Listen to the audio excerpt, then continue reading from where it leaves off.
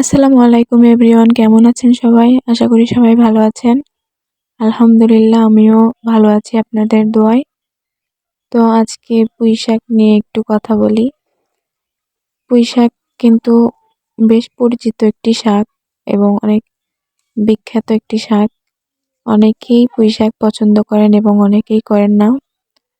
সব শাকের মতো এই শাকেও উপকারী অপকারী দুটি দিকই রয়েছে। তো উপকারের দিকটা নিয়ে আগে আলোচনা করা যাক।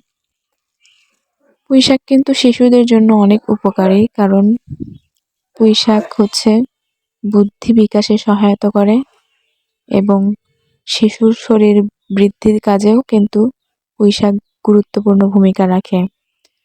এছাড়াও পুঁই শাকে রয়েছে পটাশিয়াম, কোলন, যার কারণে কোলন ক্যান্সার থেকে আমরা মুক্তি পেতে পারি। তো আজকে আমরা পুঁই শাক রান্না করব। এটা কিন্তু আমাদের একদম বাসায় লাগানো পুঁই শাক, কেনা নয়।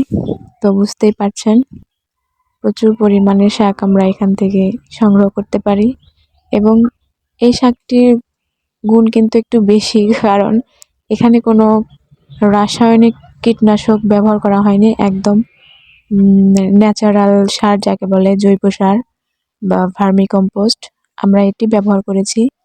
তো এই শাককে একদম নির্ভেজাল শাক বলা যায়। তো এটা স্বাস্থ্যের জন্য আর কি বেশ উপকারী হবে। তবে পুঁই শাক কিন্তু বাত রোগীদের জন্য খুবই অপকারী দিক ভূমিকা রাখে, কারণ এই শাক খেলে যাদের বাত আছে তাদের একটু সমস্যাই হয়। এছাড়া ঠান্ডাজনিত রোগের জন্য এটি নিষিদ্ধ।